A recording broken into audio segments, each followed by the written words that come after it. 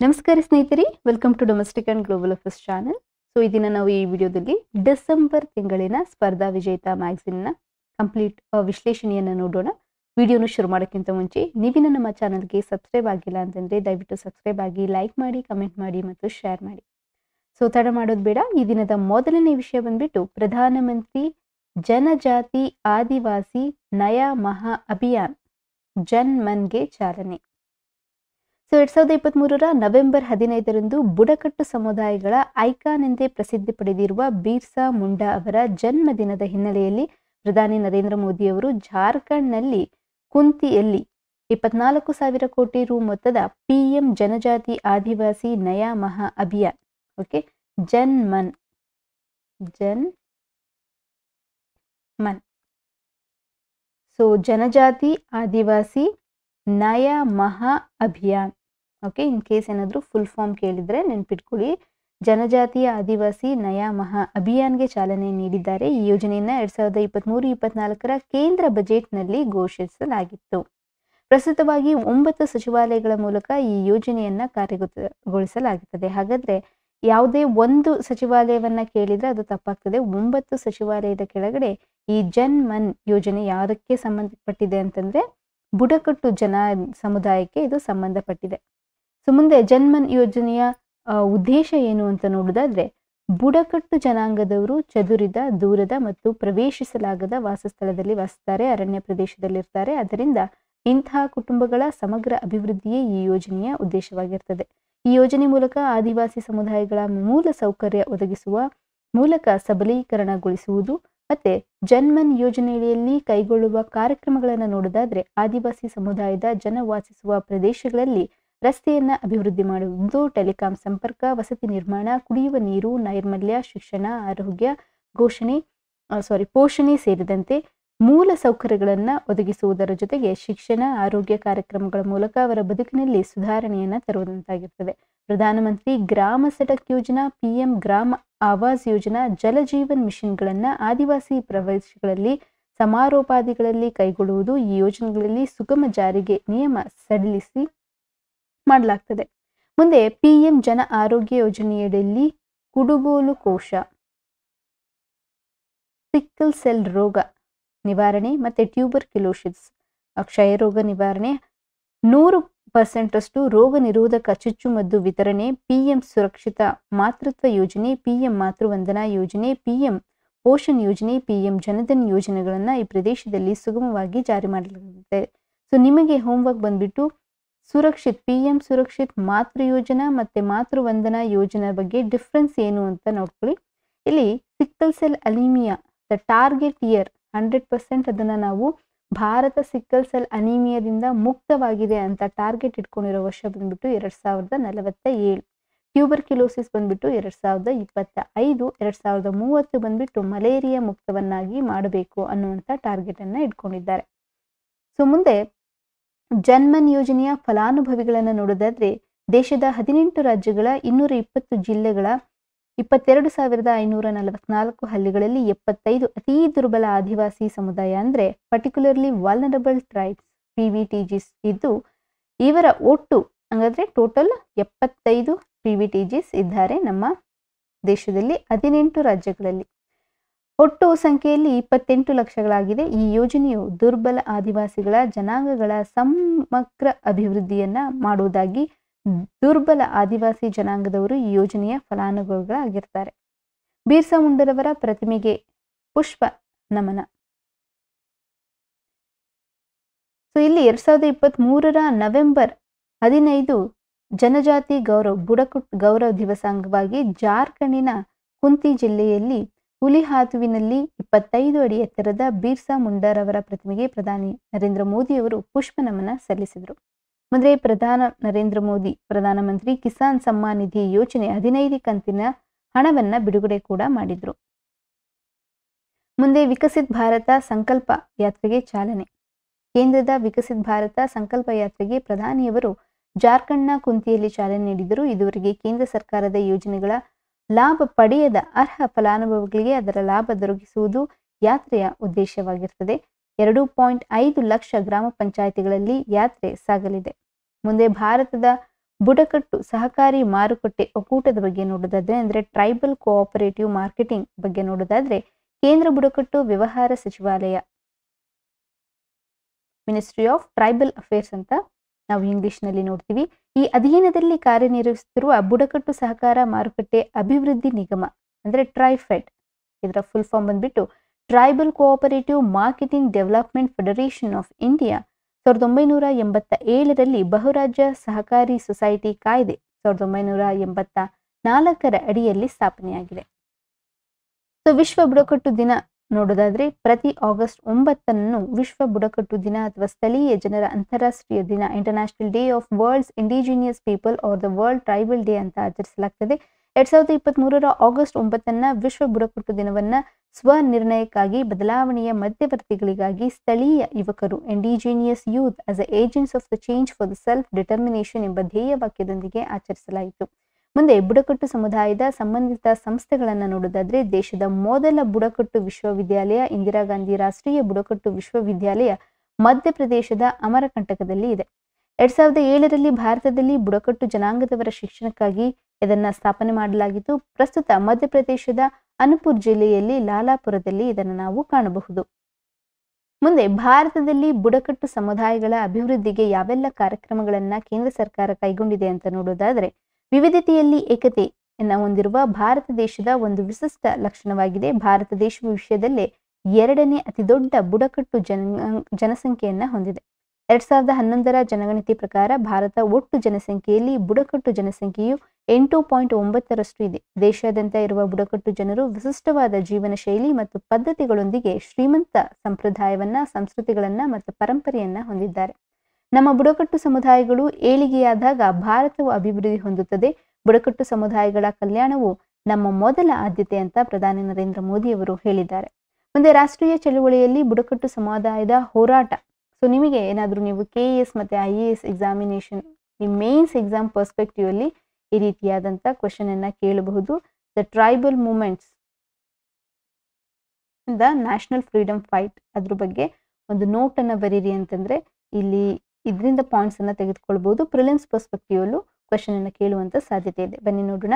ಕಾಸಿಗಾರೋ ಚಳುವಳಿ, ಮಿಜೋ ಚಳುವಳಿ, ಕೋಲ್ ಚಳುವಳಿ ಇತ್ಯಾದಿ ಬುಡಕಟ್ಟು ಚಳುವಳಿಗಳ ಭಾರತದ ಸ್ವಾತಂತ್ರ್ಯಕ್ಕಾಗಿ ನೀಡಿರುವ ಕೊಡುಗೆ ಅಪಾರವಾದದ್ದು. ಗೋಂಡ್ ಮಹಾರಾಣಿ ವೀರ ದುರ್ಗಾವತಿಯ ಶೌರ್ಯ ಮತ್ತು ರಾಣಿ ಕಮಲಾಪತಿಯ ತ್ಯಾಗಗಳು ಇತಿಹಾಸದಲ್ಲಿ ಚಿರಸ್ಮರಣೀಯ. ವೀರ ಮಹಾರಾಣಾ ಪ್ರತಾಪ್ ಅವರ ಹೋರಾಟ, ತ್ಯಾಗ, ಬಲಿದಾನ ರಾಷ್ಟ್ರ ಮರೆಯುವಂತಿಲ್ಲ. ದೇಶದ ಸ್ವಾತಂತ್ರ್ಯ ಹೋರಾಟದಲ್ಲಿ ಅನೇಕ ಆದಿವಾಸಿ ವೀರರು ಸ್ವತಂತ್ರ ಹೋರಾಟದಲ್ಲಿ ತಮ್ಮ ಪ್ರಾಣವನ್ನೇ ತ್ಯಾಗ ಮಾಡಿರುವುದು ತ್ಯಾಗದ ಪ್ರತೀಕವಾಗಿದೆ. ಜನಜಾತಿಯ ಗೌರವ್ ದಿವಸ ನವೆಂಬರ್ 15. ಬುಡಕಟ್ಟು ಸ್ವಾತಂತ್ರ್ಯ ಹೋರಾಟಗಾರರ ತ್ಯಾಗವನ್ನು ಸ್ಮರಿಸಲು ಕೇಂದ್ರ ಸರ್ಕಾರವು ಅಗ್ರಗಣ್ಯರಾದ ಭಗವಾನ್ ಬಿರ್ಸಾ ಮುಂಡಾರವರ ಜನ್ಮದಿನವನ್ನ 2021 ನವೆಂಬರ್ 15ರಿಂದ ಪ್ರತಿ ವರ್ಷ ಜನಜಾತಿ ಗೌರವ್ ದಿವಸನ್ನಾಗಿ ಆಚರಿಸಲು ನಿರ್ಧರಿಸಿದೆ. ಮೊದಲ ಬಾರಿಗೆ ಇದನ್ನ 2021ರಲ್ಲಿ ಆಚರಣೆ ಮಾಡಲಾಗಿತ್ತು. 2023ರ ನವೆಂಬರ್ 15ರಂದು ಪ್ರಧಾನಿ ನರೇಂದ್ರ ಮೋದಿಯವರು ಭಗವಾನ್ ಬಿರ್ಸಾ ಅವರ ಜನ್ಮಸ್ಥಳವಾದಂತಹ ಜಾರ್ಖಂಡ್ನ ಕುಂತಿ ಜಿಲ್ಲೆಯ ಹುಲಿಹತ್ತು ಗ್ರಾಮಕ್ಕೆ ಭೇಟಿ ನೀಡಿ ಮೊದಲ ಪ್ರಧಾನಿ ಇವರಾಗಿದ್ದಾರೆ. ಮುಂದೆ ಪ್ರಧಾನಿ ಮಂತ್ರಿ ಜನಜಾತಿ ಆದಿವಾಸಿ ನ್ಯಾಯ ಮಹಾ ಅಭಿಯಾನ್. ಇಲ್ಲಿ 2023ರ ನವೆಂಬರ್ 15ರಂದು ಪ್ರಧಾನಿ ಮಂತ್ರಿಯವರು ಜಾರ್ಖಂಡ್ನ ಕುಂತಿಯಲ್ಲಿ ಪ್ರಧಾನಿ ಮಂತ್ರಿ ಜನಜಾತಿ ಆದಿವಾಸಿ ನ್ಯಾಯ ಮಹಾ ಅಭಿಯಾನ್ ಜನ್ ಮನ್ಗೆ ಚಾಲನೆ ನೀಡಿದ್ದರು. ವಿಶೇಷವಾಗಿ ದುರ್ಬಲ ಬುಡಕಟ್ಟು ಗುಂಪುಗಳು ಪರ್ಟಿಕ್ಯುಲರ್ಲಿ ವಲ್ನರಬಲ್ ಟ್ರೈಬ್ಸ್ ಒಟ್ಟಾರೆಯಾಗಿ ಅಭಿವೃದ್ಧಿಗಾಗಿ ಸುಮಾರು 24,000 ಕೋಟಿ ರು 9 ಸಚಿವಾಲಯಗಳ 11 ಮಧ್ಯಸ್ಥಿಕೆಗಳ ಒಡಗೂಡುವಿಕೆಯ ಮೂಲಕ ಮಿಷನ್ ಅನ್ನ ಕಾರ್ಯಗತಗೊಳಿಸಲಾಗುತ್ತದೆ. ಸುಮಾರು 28 ಲಕ್ಷ ಜನಸಂಖ್ಯೆಯನ್ನ ಹೊಂದಿರುವ 22,544 ಹಳ್ಳಿಗಳಲ್ಲಿ ವಾಸಿಸುತ್ತಿರುವ 18 ರಾಜ್ಯಗಳು ಮತ್ತು ಕೇಂದ್ರಾಡಳಿತ ಪ್ರದೇಶಗಳಲ್ಲಿ 75 ವಿಶೇಷವಾದ ದುರ್ಬಲ ಬುಡಕಟ್ಟು ಗುಂಪುಗಳನ್ನ ಮೂಲಭೂತ ಸೌಕರ್ಯಗಳನ್ನು ಒದಗಿಸುವ ಮೂಲಕ ಸಬಲೀಕರಣಗೊಳಿಸುವುದು PM ಜನ್ಮನ್ ಯೋಜನೆಯ ಉದ್ದೇಶವಾಗಿದೆ. ಮುಂದೆ 1999ರಲ್ಲಿ ಬುಡಕಟ್ಟು ವ್ಯವಹಾರಗಳ ಸಚಿವಾಲಯ ಸ್ಥಾಪನೆಯಾಗಿದೆ. Ministry of tribal affairs. ಪರಿಶಿಷ್ಟ ಪಂಗಡಗಳ ಸಮಗ್ರ ಸಾಮಾಜಿಕ ಆರ್ಥಿಕ ಅಭಿವೃದ್ಧಿಗೆ ಹೆಚ್ಚು ಕೇಂದ್ರೀಕೃತ ವಿಧಾನವನ್ನ ಒದಗಿಸುವ ಉದ್ದೇಶದಿಂದ ಕೇಂದ್ರ ಬುಡಕಟ್ಟು ವ್ಯವಹಾರಗಳ ಸಚಿವಾಲಯ ಎಂಬ ಪ್ರತ್ಯೇಕ ಸಚಿವಾಲಯವನ್ನ 1999ರಲ್ಲಿ ಸ್ಥಾಪಿಸಲಾಯಿತು. ಅರಣ್ಯವಾಸಿ ಬುಡಕಟ್ಟು ಸಮುದಾಯಗಳ ಹಕ್ಕು ರಕ್ಷಣೆ, ಬುಡಕಟ್ಟು ಸಬಲೀಕರಣಕ್ಕಾಗಿ ಪರಿಶಿಷ್ಟ ಪಂಗಡಗಳು ಮತ್ತು ಇತರ ಸಾಂಪ್ರದಾಯಿಕ ಅರಣ್ಯವಾಸಿಗಳು ಅರಣ್ಯ ಹಕ್ಕುಗಳ ಗುರುತಿಸುವಿಕೆ ಕಾಯ್ದೆ 2006, ಸಂಕ್ಷಿಪ್ತವಾಗಿ ಫಾರೆಸ್ಟ್ ರೈಟ್ ಆಕ್ಟ್, ಅರಣ್ಯ ವಾಸಿಸುವ ವಿಶಿಷ್ಟ ಪಂಗಡಗಳು ಮತ್ತು ಇತರ ಸಾಂಪ್ರದಾಯಿಕ ಅರಣ್ಯದಲ್ಲಿ ಅರಣ್ಯ ಹಕ್ಕುಗಳನ್ನು ಗುರುತಿಸಲು ಮತ್ತು ನಿಯೋಜಿಸಲು ಸಂಸತ್ತು ಇದನ್ನ 2006ರಲ್ಲಿ ಜಾರಿಗೆ ತಂದಿತು. ತಲೆಮಾರುಗಳಿಂದ ಅರಣ್ಯ ಭೂಮಿಯಲ್ಲಿ ವಾಸಿಸುತ್ತಿರುವ ನಿವಾಸಿಗಳು ಆದರೆ ಪೂರ್ವಜರ ಭೂಮಿ ಮತ್ತು ಅವರ ವಾಸಸ್ಥಳದ ಮೇಲೆ ಹಕ್ಕನ್ನ ಸಂಪರ್ಕವಾಗಿ ಗುರುತಿಸುವ ಕಾರಣ ಇವರ ಐತಿಹಾಸಿಕ ಅನ್ಯಾಯವಾಗಿದೆ. ಕಾಯ್ದೆಯು 31/12/2007 ಜಾರಿಗೆ ಬಂದಿದೆ. ಪರಿಶಿಷ್ಟ ಪಂಗಡಗಳು ಮತ್ತು ಇತರ ಸಾಂಪ್ರದಾಯಿಕ ಅರಣ್ಯ ನಿವಾಸಿಗಳು ಅರಣ್ಯ ಹಕ್ಕುಗಳ ಗುರುತಿಸುವಿಕೆ ನಿಯಮ 2007ನ್ನ 1/1/2008 ಅಧಿಸೂಚಿಸಲಾಗಿದೆ. ಮುಂದೆ ಬುಡಕಟ್ಟು ಸಮುದಾಯಗಳ ಶೈಕ್ಷಣಿಕ ಸಬಲೀಕರಣದ ವಿಷಯವನ್ನು ನೋಡೋದಾದ್ರೆ, ವಸತಿ ಶಾಲಾ ಸೌಲಭ್ಯಗಳ ಮೂಲಕ ದೂರದ ಪ್ರದೇಶಗಳಲ್ಲಿ ಎಸ್ಟಿ ವಿದ್ಯಾರ್ಥಿಗಳಿಗೆ 6ನೇ ತರಗತಿಯಿಂದ 12ನೇ ತರಗತಿಯವರೆಗೆ ಗುಣಮಟ್ಟದ ಶಿಕ್ಷಣವನ್ನು ಒದಗಿಸಲು 1997-98ರಿಂದ ಏಕಲವ್ಯ ಮಾದರಿ ವಸತಿ ಶಾಲೆಗಳನ್ನು ಸ್ಥಾಪಿಸಲಾಯಿತು. ಇದು 3.5 ಲಕ್ಷ ಬುಡಕಟ್ಟು ವಿದ್ಯಾರ್ಥಿಗಳಿಗೆ ಪ್ರಯೋಜನವನ್ನು ನೀಡುತ್ತದೆ. ಎಸ್ಟಿ ವಿದ್ಯಾರ್ಥಿಗಳಿಗೆ ಮೆಟ್ರಿಕ್ ಪೂರ್ವ ಮತ್ತು ಮೆಟ್ರಿಕ್ ನಂತರದ ಹಂತಗಳಲ್ಲಿ ಉನ್ನತ ಶಿಕ್ಷಣ ಮತ್ತು ವಿದೇಶದಲ್ಲಿ ಅಧ್ಯಯನ ಮಾಡುವವರಿಗೆ ಅಧ್ಯಯನಗಳಿಗೆ ಹಣಕಾಸಿನ ನೆರವು ನೀಡಲು ಹಲವಾರು ಫೆಲೋಶಿಪ್ಗಳು ಮತ್ತು ಸ್ಕಾಲರ್ಶಿಪ್ ಕಾರ್ಯಕ್ರಮಗಳನ್ನು ಸಹ ಪ್ರಾರಂಭಿಸಲಾಗಿದೆ. ಮುಂದೆ ಬುಡಕಟ್ಟು ಸಮುದಾಯಗಳ ಆರ್ಥಿಕ ಸಬಲೀಕರಣಕ್ಕೆ ಕಾರ್ಯಕ್ರಮಗಳು. ಬುಡಕಟ್ಟು ಸಮುದಾಯದ ಕಲ್ಯಾಣಕ್ಕೆ ಆದ್ಯತೆ ನೀಡಿ ಬುಡಕಟ್ಟು ವ್ಯವಹಾರಗಳ ಸಚಿವಾಲಯದಲ್ಲಿ ಬಜೆಟ್ ಹಂಚಿಕೆಯನ್ನು 2013-14ರಲ್ಲಿ ರೂ. 4,295.94 ಕೋಟಿಯಿಂದ 2023-24ರಲ್ಲಿ 1,24,061 ಇಲ್ಲಿ ಕೌಂಟ್ನ ತಪ್ಪು ಹೇಳಿದ್ದೀನಿ 12,461.88 ಕೋಟಿಗೆ ಹೆಚ್ಚಿಸಲಾಗಿದೆ. ಅಂದರೆ ಸುಮಾರು 190% ಹೆಚ್ಚಳವಾಗಿದ್ದನ್ನು ನಾವು ಕಾಣಬಹುದು. ಬುಡಕಟ್ಟು ಕಲ್ಯಾಣವನ್ನು ಉತ್ತೇಜಿಸಲು ಉದ್ದೇಶಕ್ಕಾಗಿ ರಾಜ್ಯವು ಕೈಗೊಳ್ಳಬಹುದಾದಂಥ ಅಭಿವೃದ್ಧಿ ಯೋಜನೆಗಳ ವೆಚ್ಚವನ್ನು ಪೂರೈಸಲು ಅನುವು ಮಾಡಿಕೊಡುವಲು ಸಂವಿಧಾನದ 275 ಕ್ಲಾಸ್ 1ನೇ ವಿಧಿಯ ಅಡಿಯಲ್ಲಿ ರಾಜ್ಯಗಳಿಗೆ ಹಣವನ್ನು ಬಿಡುಗಡೆ ಮಾಡಲಾಗ್ತದೆ.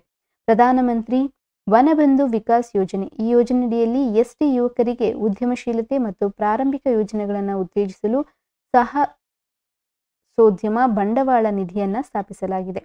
ಪ್ರಧಾನಮಂತ್ರಿ ಜನಜಾತಿಯ ವಿಕಾಸ್ ಮಿಷನ್. ಸಣ್ಣ ಅರಣ್ಯ ಉತ್ಪನ್ನಗಳಿಗೆ ಕನಿಷ್ಠ ಬೆಂಬಲ ಬೆಲೆ ಅಂದರೆ ಸ್ಮಾಲ್ ಫಾರೆಸ್ಟ್ ಪ್ರೊಡ್ಯೂಸ್ ಅಂತ ನಾವೇನು ಕರಿತೀವಿ, ಅದಕ್ಕೆ MSPಯನ್ನು ಖಾತ್ರಿಪಡಿಸಲಾಗಿದೆ ಮತ್ತು ಬುಡಕಟ್ಟು ಉತ್ಪನ್ನಗಳಿಗೆ ಮಾರುಕಟ್ಟೆ ಬೆಂಬಲವನ್ನು ಪ್ರಧಾನಮಂತ್ರಿ ಜನಜಾತಿ ವಿಕಾಸ್ ಮಿಷನ್ ಮೂಲಕ ಒದಗಿಸಲಾಗಿದೆ. ಮುಂದೆ ಭಾರತೀಯ ಬುಡಕಟ್ಟು ಸಹಕಾರ ಮಾರುಕಟ್ಟೆ ಅಭಿವೃದ್ಧಿ ಒಕ್ಕೂಟ. ಭಾರತ ಬುಡಕಟ್ಟು ಸಮುದಾಯಗಳಲ್ಲಿ ಜೀವನೋಪಾಯದ ಅಭಿವೃದ್ಧಿಗಾಗಿ ಚಿಲ್ಲರೆ ವ್ಯಾಪಾರೋದ್ಯಮವನ್ನು ಬೆಂಬಲಿಸುತ್ತದೆ ಮತ್ತು ಟ್ರೈಫೆಡ್ ಅಡಿಯಲ್ಲಿ ಈಶಾನ್ಯ ಪ್ರದೇಶದ ಪರಿಶಿಷ್ಟ ಪಂಗಡಗಳ ಅನುಕೂಲಕ್ಕಾಗಿ ಮಣಿಪುರದಲ್ಲಿ ಏಪ್ರಿಲ್ 18, 2023ರಂದು ಈಶಾನ್ಯ ಪ್ರದೇಶದ ಬುಡಕಟ್ಟು ಉತ್ಪನ್ನಗಳ ಪ್ರಚಾರಕ್ಕಾಗಿ ಕೇಂದ್ರ ವಲಯದ ಯೋಜನೆಯ ಮಾರ್ಕೆಟಿಂಗ್ ಮತ್ತು ಲಾಜಿಸ್ಟಿಕ್ ಅಭಿವೃದ್ಧಿ ಪ್ರಾರಂಭಿಸಲಾಗಿದೆ. ಮುಂದೆ ಪ್ರಧಾನಮಂತ್ರಿ ಆದಿ ಆದರ್ಶ ಗ್ರಾಮ ಯೋಜನಾ. ಗಮನಾರ್ಹವಾದ ಬುಡಕಟ್ಟು ಜನಸಂಖ್ಯೆಯನ್ನು ಹೊಂದಿರುವ ಹಳ್ಳಿಗಳಲ್ಲಿ ಮೂಲ ಸೌಕರ್ಯಗಳನ್ನು ಒದಗಿಸುವ ಗುರಿಯನ್ನು ಈ ಪ್ರಧಾನಮಂತ್ರಿ ಆದಿ ಆದರ್ಶ ಗ್ರಾಮ ಯೋಜನೆ ಹೊಂದಿದೆ. ಈ ಯೋಜನೆಯಲ್ಲಿ 50% ಬುಡಕಟ್ಟು ಜನಸಂಖ್ಯೆಯನ್ನು ಹೊಂದಿರುವ 36,428 ಗ್ರಾಮಗಳು ಮತ್ತು 500 ಪರಿಶಿಷ್ಟ ಪಂಗಡಗಳು ಈ ಗ್ರಾಮಗಳಲ್ಲಿ ಮೂಲಭೂತ ಸೌಲಭ್ಯಗಳನ್ನು ಒದಗಿಸಲು ಗುರುತಿಸಲಾಗಿದೆ. ಇದರಲ್ಲಿ ನೀತಿ ಆಯೋಗವು ಗುರುತಿಸಿರುವ ಮಹತ್ವಾಕಾಂಕ್ಷೆಯ ಜಿಲ್ಲೆಗಳ ಗ್ರಾಮಗಳ ಸೇರಿದೆ. ಒಟ್ಟು ಮಹತ್ವಾಕಾಂಕ್ಷೆಯ ಜಿಲ್ಲೆಗಳಲ್ಲಿ 86 ಜಿಲ್ಲೆಗಳು ಸಾಮಾನ್ಯವಾಗಿದ್ದು, ಇದರಲ್ಲಿ 10,509 ಗ್ರಾಮಗಳು ಪ್ರಧಾನಮಂತ್ರಿ ಆದಿ ಆದರ್ಶ ಗ್ರಾಮ ಯೋಜನೆ ವ್ಯಾಪ್ತಿಗೆ ಒಳಪಡ್ತದೆ. ಮುಂದೆ ಬುಡಕಟ್ಟು ಸಮುದಾಯಗಳ ಆರೋಗ್ಯ ಸುಧಾರಿಸುವ ಕಾರ್ಯಕ್ರಮಗಳನ್ನು ನೋಡೋದಾದ್ರೆ, ಆರೋಗ್ಯ ಮತ್ತು ಕುಟುಂಬ ಕಲ್ಯಾಣ ಸಚಿವಾಲಯದ ಅಡಿಯಲ್ಲಿ ರಾಷ್ಟ್ರೀಯ ಆರೋಗ್ಯ ಮಿಷನ್ ಸಿಕ್ಕಲ್ ಸೆಲ್ ಕಾಯಿಲೆ ಸೇರಿದಂತೆ ಹಿಮೋಗ್ಲೋಬಿನ್ ಪತಿಗಳಂತ ನಿಯಂತ್ರಿಸಲು ಮತ್ತು ತಡೆಗಟ್ಟಲು ಸಮಗ್ರ ಮಾರ್ಗಸೂಚಿಯನ್ನು ಸಿದ್ಧಪಡಿಸಿದೆ ಮತ್ತು ಅದನ್ನು ರಾಜ್ಯಗಳಿಗೆ ಪ್ರಸಾರ ಮಾಡಿದೆ. ಮಧ್ಯ, ಪಶ್ಚಿಮ ಮತ್ತು ದಕ್ಷಿಣ ಭಾರತದಲ್ಲಿ ಬುಡಕಟ್ಟು ಜನಸಂಖ್ಯೆ ಮೇಲೆ ಪರಿಣಾಮ ಬೀರುವ ಆನುವಂಶಿಕ ರಕ್ತದ ಕಾಯಿಲೆಗಳಾದಂಥ ಸಿಕ್ಕಲ್ ಸೆಲ್ ಕಾಯಿಲೆಯ ಸಂಪೂರ್ಣ ನಿರ್ಮೂಲನೆಯನ್ನು ಖಚಿತಪಡಿಸಿಕೊಳ್ಳಲು ಸರ್ಕಾರವು ಕೆಲಸ ಮಾಡಿದೆ. ಈ ನಿಟ್ಟಿನಲ್ಲಿ sickle cell anaemia elimination mission ಅನ್ನು ಮಧ್ಯಪ್ರದೇಶದಿಂದ ಜುಲೈ 1, 2023ರಂದು ಆರಂಭಿಸಲಾಯಿತು. ಮುಂದೆ ಮಿಷನ್ ಇಂದ್ರಧನುಷ್ ಯೋಜನೆ. ಮಿಷನ್ ಇಂದ್ರಧನುಷ್ನಂತಹ ಇತರ ಆರೋಗ್ಯ ಸಂಬಂಧಿತ ಯೋಜನೆಗಳು 2 ವರ್ಷ ವಯಸ್ಸಿನ ಮಕ್ಕಳು ಮತ್ತು ಗರ್ಭಿಣಿಯರಿಗೆ ಲಭ್ಯವಿರುವ ಎಲ್ಲಾ ಲಸಿಕೆಗಳೊಂದಿಗೆ ಸಂಪೂರ್ಣ ರೋಗ ನಿರೋಧಕವನ್ನ ಖಚಿತಪಡಿಸಿಕೊಳ್ಳುವುದು. ನಿಕ್ಷಯ್ ಮಿತ್ರ ಉಪಕರಣ ಬುಡಕಟ್ಟು ಗುಂಪುಗಳ ಆರೋಗ್ಯ ಸುಧಾರಣೆಗೆ ಮತ್ತೊಂದು ಪ್ರಮುಖ ಯೋಜನೆ ಅಂತಂದ್ರೆ ಕ್ಷಯ ರೋಗ ಚಿಕಿತ್ಸೆ ಪಡೆಯುತ್ತಿರುವವರಿಗೆ ಹೆಚ್ಚುವರಿ ರೋಗ ನಿರ್ಣಯ, ಪೌಷ್ಟಿಕಾಂಶ, ವೃತ್ತಿಪರ ಬೆಂಬಲವನ್ನ ಖಚಿತಪಡಿಸಿಕೊಳ್ಳಲು ನಿಕ್ಷಯ್ ಮಿತ್ರ ಉಪಕ್ರಮವನ್ನ 2022 ಸೆಪ್ಟೆಂಬರ್ 9 ಭಾರತದ ರಾಷ್ಟ್ರಪತಿಗಳು ಉದ್ಘಾಟಿಸಿದರು. ಮುಂದೆ 10 ಬುಡಕಟ್ಟು ಸ್ವಾತಂತ್ರ್ಯ ಹೋರಾಟಗಾರರ ಸಂಗ್ರಹಾಲಯಗಳ ಸ್ಥಾಪನೆ. 10 ಟ್ರೈಬಲ್ ಫ್ರೀಡಂ ಫೈಟರ್ಸ್ ಮ್ಯೂಸಿಯಂ ಆದಿವಾಸಿಗಳು ವಾಸಿಸುತ್ತಿದ್ದ ಬ್ರಿಟಿಷ್ ವಿರುದ್ಧ ಹೋರಾಡಿದ ಮತ್ತು ತಲೆಬಾಗಲು ನಿರಾಕರಿಸಿದ ರಾಜ್ಯಗಳಲ್ಲಿ ಬುಡಕಟ್ಟು ಸ್ವಾತಂತ್ರ್ಯ ಹೋರಾಟಗಾರರ 10 ವಸ್ತು ಸಂಗ್ರಹಾಲಯಗಳನ್ನು ಮಂಜೂರು ಮಾಡಲಾಗಿದೆ. ನವೆಂಬರ್ 1, 2022 ರಾಜಸ್ಥಾನದ ಬನ್ವಾರ ಜಿಲ್ಲೆಯಲ್ಲಿ ಮಂಗರ್ ಧಾಮ ಅನ್ನ ಅಭಿವೃದ್ಧಿಪಡಿಸಲು ಮಾರ್ಗಸೂಚಿಯನ್ನ ಸಿದ್ಧಪಡಿಸಲು ಪ್ರಧಾನಿ ನರೇಂದ್ರ ಮೋದಿ ಕರೆ ನೀಡಿದ್ದಾರೆ. ರಾಜಸ್ಥಾನ ಗುಜರಾತ್ ಗಡಿಯ ಸಮೀಪದಲ್ಲಿರುವ ಮಂಗರ್ ಧಾಮ್ 1913ರಲ್ಲಿ ಬ್ರಿಟಿಷ್ ನಡೆಸಿದ ಸಾಮೂಹಿಕ ಗುಂಡಿನ ದಾಳಿಯಲ್ಲಿ 1500ಕ್ಕೂ ಹೆಚ್ಚು ಭೀಲ್ ಸ್ವಾತಂತ್ರ್ಯ ಹೋರಾಟಗಾರರು ಪ್ರಾಣ ಕಳೆದುಕೊಂಡ ಸ್ಥಳವಾಗಿದೆ. ರಾಜಸ್ಥಾನ, ಗುಜರಾತ್, ಮಧ್ಯಪ್ರದೇಶ ಮತ್ತು ಮಹಾರಾಷ್ಟ್ರ ಸರ್ಕಾರಗಳ ಜಂಟಿ ಯೋಜನೆ ಇದಾಗಿದ್ದು, ಬುಡಕಟ್ಟು ಪರಂಪರೆ ಮತ್ತು ಅವರ ಶ್ರೀಮಂತ ಸಾಂಸ್ಕೃತಿಕ ಪರಂಪರೆಯನ್ನ ಪ್ರದರ್ಶಿಸುವ ರಾಷ್ಟ್ರೀಯ ಸ್ಮಾರಕವಾಗಿರುವ ಮಂಗರ್ ಧಾಮವನ್ನ ಅಭಿವೃದ್ಧಿಪಡಿಸಲಾಗ್ತದೆ. ಮುಂದೆ ಟ್ರೈಬಲ್ ಶೆಡ್ಯೂಲ್ಸ್ ಬಗ್ಗೆ ಶೆಡ್ಯೂಲ್ ಟ್ರೈಬ್ಸ್ ಬಗ್ಗೆ ಮಾಹಿತಿಯನ್ನು ನೋಡೋದಾದ್ರೆ, ಸಂವಿಧಾನದ 342 ಕ್ಲಾಸ್ 1ನೇ ವಿಧಿ ರಾಷ್ಟ್ರಪತಿಗಳು ರಾಜ್ಯ ಮತ್ತು ಕೇಂದ್ರಾಡಳಿತ ಪ್ರದೇಶಗಳಿಗೆ ಸಂಬಂಧಿಸಿದಂತೆ ಆ ರಾಜ್ಯಗಳ ರಾಜ್ಯಪಾಲರೊಂದಿಗೆ ಸಮಾಲೋಚನೆ ನಡೆಸಿ ನಂತರ ಸಂವಿಧಾನದ ಉದ್ದೇಶಗಳಿಗಾಗಿ ಬುಡಕಟ್ಟು ಸಮುದಾಯ ಅಂತ ಸಾರ್ವಜನಿಕ ಅಧಿಸೂಚನೆ ಮೂಲಕ ನಿಗದಿಪಡಿಸಬಹುದು. ದೇಬರ್ ಆಯೋಗ 1973. 1973ರಲ್ಲೇ ಮೈಸೂರು ರಾಜ್ಯವನ್ನ ಕರ್ನಾಟಕ ಅಂತ ಮರುನಾಮಕರಣಲಾಗಿತ್ತು. ಇದೇ ವರ್ಷ ಪ್ರಾಜೆಕ್ಟ್ ಟೈಗರ್ ಅನ್ನ ನಾವು ಚಾಲನೆ ತರ್ತೀವಿ. ಹಾಗಾಗಿ ಇಸ್ವಿಯನ್ನ ನೆನ್ಪಿಟ್ಕೊಳ್ಳಿ. ಕನೆಕ್ಟ್ ಮಾಡುವಂಥದ್ದು ಯಾವುದಾದ್ರೂ ಓದಿದ್ರೆ ಇಂದಿನ ವಿಷಯವನ್ನ ಕನೆಕ್ಟ್ ಮಾಡುವಂಥದ್ದನ್ನ ನೀವು ಕಲ್ತ್ಕೋಬೇಕು. ದೇಬರ್ ಆಯೋಗ ಪ್ರಾಚೀನ ಬುಡಕಟ್ಟು ಗುಂಪುಗಳು ಅಂದ್ರೆ ಪರ್ಟಿಕ್ಯುಲರ್ಲಿ ಟ್ರೈಬಲ್ ಗ್ರೂಪ್ಸ್ ಎಂಬ ಪ್ರತ್ಯೇಕ ವರ್ಗವನ್ನ ರಚಿಸಿತು. ಇದನ್ನ 2006ರಲ್ಲಿ ನಿರ್ದಿಷ್ಟವಾದ ದುರ್ಬಲ ಬುಡಕಟ್ಟು ಗುಂಪುಗಳು ಅಂತ ಮರುನಾಮಕರಣ ಮಾಡಲಾಗಿತ್ತು. ಬುಡಕಟ್ಟು ಸಮುದಾಯಗಳ ವಿಶೇಷತೆಗಳನ್ನು ನೋಡೋದಾದ್ರೆ 2011ರ ಜನಗಣತಿಯಂತೆ ಭಾರತದಲ್ಲಿ 8.6% ಬುಡಕಟ್ಟು ಸಮುದಾಯ ಜನಸಂಖ್ಯೆ ಇದೆ. ರಾಷ್ಟ್ರೀಯ ಬುಡಕಟ್ಟು ಕರಡು ನೀತಿ 2006ರ ದಾಖಲೆ ಪ್ರಕಾರ ಭಾರತದಲ್ಲಿ 698 ಪರಿಶಿಷ್ಟ ಪಂಗಡಗಳಿದೆ. ಬುಡಕಟ್ಟು ಜನಾಂಗದಲ್ಲಿ 75 ನಿರ್ದಿಷ್ಟವಾದ ದುರ್ಬಲ ಬುಡಕಟ್ಟು ಜನಾಂಗಗಳ ಸಮುದಾಯ 75 ಪರ್ಟಿಕ್ಯುಲರ್ಲಿ ವಲ್ನರಬಲ್ ಟ್ರೈಬ್ಸ್ಗಳಿದೆ. ಪರ್ಟಿಕ್ಯುಲರ್ ವಲ್ನರಬಲ್ ಟ್ರೈಬ್ಸ್ ಅತಿ ಹೆಚ್ಚು ಇರುವಂತ ರಾಜ್ಯ ಬಂದ್ಬಿಟ್ಟು ಒಡಿಸ್ಸಾ. ಮುಂದಿನ ವಿಷಯ, ಉತ್ತರಾಖಂಡ್ ವಿಧಾನಸಭೆಯಲ್ಲಿ ಏಕರೂಪ ನಾಗರಿಕ ಸಂಹಿತೆ ಮಸೂದೆ ಮಂಡನೆಗೆ ಸಿದ್ಧತೆ. ಮಸೂದೆ ಅಂಗೀಕಾರವಾದರೆ ಏಕರೂಪ ನಾಗರಿಕ ಸಂಹಿತೆ ಜಾರಿಗೊಳಿಸಿದ ಮೊದಲ ರಾಜ್ಯ ಉತ್ತರಾಖಂಡ ಆಗ್ತದೆ. Uttarakhand set to become the first state to implement the uniform civil code. ದೇಶಾದ್ಯಂತ ಯೂನಿಫಾರ್ಮ್ ಸಿವಿಲ್ ಕೋಡ್ ಜಾರಿಗೆ ಕುರಿತು ಚರ್ಚೆ ಜರುಗುತ್ತಿದ್ದು, ಈ ಸಂದರ್ಭದಲ್ಲಿ ಉತ್ತರಾಖಂಡ್ ಬಿಜೆಪಿ ಸರ್ಕಾರ ರಾಜ್ಯ ವಿಧಾನಮಂಡಲದಲ್ಲಿ ಈ ಕುರಿತು ಮಸೂದೆಯನ್ನು ಮಂಡಿಸಿ ಅಂಗೀಕರಿಸಲು ಮುಂದಾಗಿದೆ. ಈ ಮಸೂದೆ ವಿಧಾನಮಂಡಲದಲ್ಲಿ ಅಂಗೀಕಾರವಾದರೆ ಏಕರೂಪ ನಾಗರಿಕ ಸಂಹಿತೆಯನ್ನ ಜಾರಿಗೆ ತಂದಂತಹ ಮೊದಲ ರಾಜ್ಯ ಉತ್ತರಾಖಂಡ ಎಂಬ ಹೆಗ್ಗಳಿಕೆ ಪಾತ್ರವಾಗಲಿದೆ. ಇದು ಪ್ರಬಂಧಕ್ಕೆ PSI ಪರೀಕ್ಷೆ ಪತ್ರಿಕೆ 1ರ ಪ್ರಬಂಧಕ್ಕೆ ಸಹಾಯ ಆಗಬಹುದು ಅನ್ನುವ ವಿಷಯವನ್ನ ಲೇಖನವನ್ನ ಕೊಟ್ಟಿದ್ದಾರೆ. ಏಕರೂಪ ನಾಗರಿಕ ಸಂಹಿತೆ ಸಂಬಂಧಿಸಿದ ಸಮಿತಿಗಳನ್ನು ನೋಡೋದಾದ್ರೆ, ಉತ್ತರಾಖಂಡದಲ್ಲಿ ಏಕರೂಪ ನಾಗರಿಕ ಸಮಿತಿಯನ್ನ ರೂಪಿಸಲು 2022ರಲ್ಲಿ ಸುಪ್ರೀಂ ಕೋರ್ಟ್ನ ನಿವೃತ್ತ ನ್ಯಾಯಾಧೀಶೆ ರಂಜನಾ ದೇಸಾಯಿ ಒಳಗೊಂಡಂತ ಸಮಿತಿಯನ್ನ ನೇಮಿಸಲಾಗಿತ್ತು. ಈ ಸಮಿತಿಯು 2 ಲಕ್ಷ ಜನರ ಅಭಿಪ್ರಾಯವನ್ನ ಸಂಗ್ರಹಿಸಿತ್ತು. ಆದರೆ ಅದಾದ ನಂತರ ಮತ್ತೆ ಕೆಲವು ಅಂಶಗಳನ್ನ ಪರಿಶೀಲಿಸಲು ಸಲುವಾಗಿ ಸಮಿತಿಯ ಅವಧಿಯನ್ನ ಮತ್ತೆ ವಿಸ್ತರಿಸಲಾಗಿತ್ತು. ಇದೀಗ ಕರಡು ವರದಿ ಪೂರ್ಣಗೊಂಡಿದೆ. ಈ ಸಮಿತಿಯು ಏಕರೂಪ ನಾಗರಿಕ ಸಂಹಿತೆಗೆ ಸಂಬಂಧಿಸಿದ ವರದಿಯನ್ನ ಉತ್ತರಾಖಂಡದ ಮುಖ್ಯಮಂತ್ರಿ ಪುಷ್ಕರ್ ಸಿಂಗ್ ಧಾಮಿ ಅವರಿಗೆ ಸಲ್ಲಿಸಲಾಗಿದೆ. ಮುಂದಿನ ಅಧಿವೇಶನದಲ್ಲಿ ಮಸೂದೆಯನ್ನ ಮಂಡನೆ ಮಾಡಲಾಗ್ತದೆ. ಮಸೂದೆಯ ಪ್ರಮುಖ ಅಂಶಗಳನ್ನು ನೋಡೋದಾದ್ರೆ, ಎಲ್ಲಾ ಧರ್ಮದವರಿಗೂ ವಿವಾಹ, ವಿಚ್ಛೇದನ, ಆಸ್ತಿ, ದತ್ತು ಮೊದಲಾದ ವಿಷಯಗಳಲ್ಲಿ ಒಂದೇ ರೀತಿಯ ಕಾನೂನು ಅನ್ವಯವಾಗುವುದು. ಎಲ್ಲಾ ಧರ್ಮದವರಿಗೂ ಬಹುಪತ್ವ ಸಂಪೂರ್ಣ ನಿಷೇಧವಾಗ್ತದೆ. ಲಿವ್ ಇನ್ ಸಂಬಂಧ ನೋಂದಣಿ ಕಡ್ಡಾಯ ಆಗ್ತದೆ. ಪಿತ್ರಾರ್ಜಿತ ಆಸ್ತಿಯಲ್ಲಿ ಪುತ್ರ ಮತ್ತು ಪುತ್ರಿ ಇಬ್ಬರಿಗೂ ಸಮಾನ ಹಕ್ಕು. ಮಸೂದೆ ಬಹುತೇಕ ಮಹಿಳಾ ಕೇಂದ್ರಿತವಾಗಿದ್ದು ಮಹಿಳಾ ನ್ಯಾಯಪರ ನಿಯಮಗಳನ್ನು ಹೊಂದಿದೆ. ಮುಂದೆ ಏನಿದು ಏಕರೂಪ ನಾಗರಿಕ ಸಂಹಿತೆ ಅಂತ ನೋಡೋದಾದ್ರೆ, ಪ್ರಸ್ತುತವಾಗಿ ದೇಶದಲ್ಲಿ ವಿವಾಹ, ವಿಚ್ಛೇದನ, ಆಸ್ತಿ ಮತ್ತು ದತ್ತು ಮೊದಲಾದ ವಿಷಯಗಳಲ್ಲಿ ಪ್ರತಿ ಧರ್ಮಕ್ಕೂ ಪ್ರತ್ಯೇಕ ಕಾಯ್ದೆಗಳಿದೆ. ಇದರಿಂದ ಸಾಮಾಜಿಕವಾಗಿ, ನ್ಯಾಯಿಕವಾಗಿ ಸಾಕಷ್ಟು ಸಮಸ್ಯೆ ಉಂಟಾಗ್ತಿದೆ. ಭಾರತದಲ್ಲಿ ವಿವಾಹ, ವಿಚ್ಛೇದನ, ಆಸ್ತಿ, ಉತ್ತರಾಧಿಕಾರಕ್ಕೆ ಸಂಬಂಧಿಸಿದಂತೆ ಹಿಂದೂ, ಮುಸ್ಲಿಂ ಮತ್ತು ಕ್ರೈಸ್ತರಲ್ಲಿ ಪ್ರತ್ಯೇಕ ಕಾಯ್ದೆಗಳಿದ್ದು, ಈ ಹಿನ್ನೆಲೆಯಲ್ಲಿ ಮೇಲಿನ ವಿಷಯಗಳಲ್ಲಿ ಒಂದೇ ರೀತಿಯ ಕಾನೂನನ್ನು ಜಾರಿಗೆ ತರುವಂಥದ್ದೇ ಏಕರೂಪ ನಾಗರಿಕ ಸಂಹಿತೆ. ಏಕರೂಪ ನಾಗರಿಕ ಸಂಹಿತೆಯ ಮಹತ್ವವನ್ನು ನೋಡೋದಾದ್ರೆ, ದೇಶದಲ್ಲಿ ಒಂದೇ ಪೌರತ್ವ ಇದೆ, ಒಂದೇ ಸಂವಿಧಾನ ಇದೆ, ಹಾಗೆ ಒಂದೇ ರಾಷ್ಟ್ರಧ್ವಜವಿದ್ದು ಕಾನೂನು ಮಾತ್ರ ವಿಭಿನ್ನವಾಗಿರುವುದು ಅಸಮಾನತೆಯನ್ನ ಪ್ರತಿನಿಧಿಸುತ್ತದೆ. ಈ ಹಿನ್ನೆಲೆಯಲ್ಲಿ ಕಾನೂನಿನಲ್ಲೂ ಸಮಾನತೆ ತರುವ ಪ್ರಯತ್ನವೇ ಏಕರೂಪ ನಾಗರಿಕ ಸಂಹಿತೆ. ಮುಂದೆ ಏಕರೂಪ ನಾಗರಿಕ ಸಂಹಿತೆಗೆ ಸಂವಿಧಾನದಲ್ಲಿರುವ ಅವಕಾಶವನ್ನು ನೋಡೋದಾದ್ರೆ, ಸಂವಿಧಾನದ 44ನೇ ವಿಧಿಯಲ್ಲಿ ಏಕರೂಪ ನಾಗರಿಕ ಸಂಹಿತೆಗೆ ಅವಕಾಶ ಕಲ್ಪಿಸಲಾಗಿದೆ. ಭಾರತ ಭೂಪ್ರದೇಶದಲ್ಲಿ ನಾಗರಿಕರಿಗೆ ಏಕರೂಪ ನಾಗರಿಕ ಸಮಿತಿಯನ್ನ ಒದಗಿಸಲು ರಾಜ್ಯ ಪ್ರಯತ್ನಿಸಬೇಕು. ಯಾಕಂತಂದ್ರೆ ಇದನ್ನ DPSPಯಲ್ಲಿ ಹೇಳಲಾಗಿದೆ. So directive principle of state policy, ಇದು ಸ್ಟೇಟ್ಸ್ಗಳಿಗೆ ಡೈರೆಕ್ಟ್ ಮಾಡಲಾಗ್ತಿದೆ. ಹಾಗಾಗಿ DPSPಯಲ್ಲಿ ಬರುವಂತಹ ಎಲ್ಲ ಆರ್ಟಿಕಲ್ನ ಇಂಪ್ಲಿಮೆಂಟ್ ಮಾಡುವಂತಹ ಅಧಿಕಾರ ಸ್ಟೇಟ್ ಗವರ್ಮೆಂಟ್ಸ್ಗೆ ಇರ್ತದೆ. ಮುಂದೆ ಏಕರೂಪ ನಾಗರಿಕ ಸಮಿತಿಯ ಜಾರಿಯ ಪ್ರಯತ್ನವನ್ನು ನೋಡೋದಾದ್ರೆ, ಪೋರ್ಚುಗೀಸರ ಆಳ್ವಿಕೆಯಲ್ಪಟ್ಟಿದ್ದ ಗೋವಾದಲ್ಲಿ 1867ರಿಂದ ಏಕರೂಪ ನಾಗರಿಕ ಸಮಿತಿ ಜಾರಿಯಲ್ಲಿದೆ. ಇತ್ತೀಚೆಗೆ ಬಿಜೆಪಿ ನೇತೃತ್ವದ ಸರ್ಕಾರ ಅಧಿಕಾರದಲ್ಲಿರುವ ರಾಜ್ಯಗಳಾದಂತಹ ಉತ್ತರಾಖಂಡ, ಉತ್ತರ ಪ್ರದೇಶ, ಗುಜರಾತ್, ಹಿಮಾಚಲ ಪ್ರದೇಶಗಳಲ್ಲೂ UCCಗಳನ್ನು ಜಾರಿಗೆ ತರಲು ಪ್ರಯತ್ನಿಸುತ್ತಿದೆ. ಈ ರಾಜ್ಯಗಳಲ್ಲಿ ಉತ್ತರಾಖಂಡ ರಾಜ್ಯವು ವಿಧಾನಮಂಡಲದಲ್ಲಿ ಮಸೂದೆಯನ್ನ ಮಂಡನೆ ಮಾಡಿ ಅಂಗೀಕಾರ ಪಡೆಯಲು ಮುಂದಾಗಿದ್ದು, ಮಸೂದೆ ಅಂಗೀಕಾರಕ್ಕೆ ಬಂದರೆ ಈ UCC ಜಾರಿಗೆ ತಂದಂತಹ ಮೊದಲ ರಾಜ್ಯ ಎಂಬ ಹೆಗ್ಗಳಿಕೆ ಪಾತ್ರವಾಗ್ತದೆ. ಹಾಗಾದ್ರೆ ಪ್ರಸ್ತುತವಾಗಿ ಭಾರತದಲ್ಲಿ UCC ಜಾರಿಯಲ್ಲಿರುವ ಏಕೈಕ ರಾಜ್ಯ ಅಂತಂದ್ರೆ ಗೋವಾ. ಮುಂದಿನ ವಿಷಯ, 54ನೇ ಅಂತಾರಾಷ್ಟ್ರೀಯ ಚಲನಚಿತ್ರೋತ್ಸವ international film festival of India ಗೋವಾದಲ್ಲಿ ಜರುಗಿದೆ. 2023ರ ನವೆಂಬರ್ 20ರಿಂದ 28ರವರೆಗೆ 54ನೇ ಅಂತಾರಾಷ್ಟ್ರೀಯ ಚಲನಚಿತ್ರೋತ್ಸವವು ಗೋವಾದ ಶ್ಯಾಮ್ ಪ್ರಸಾದ್ ಮುಖರ್ಜಿ ಒಳಾಂಗಣ ಕ್ರೀಡಾಂಗಣದಲ್ಲಿ ಜರುಗಿತು. 2023ರ ನವೆಂಬರ್ 20ರಂದು ಆರಂಭವಾದ ಸಿನಿಮೋತ್ಸವದಲ್ಲಿ ಉದ್ಘಾಟನಾ ಚಿತ್ರವಾಗಿ UKಯ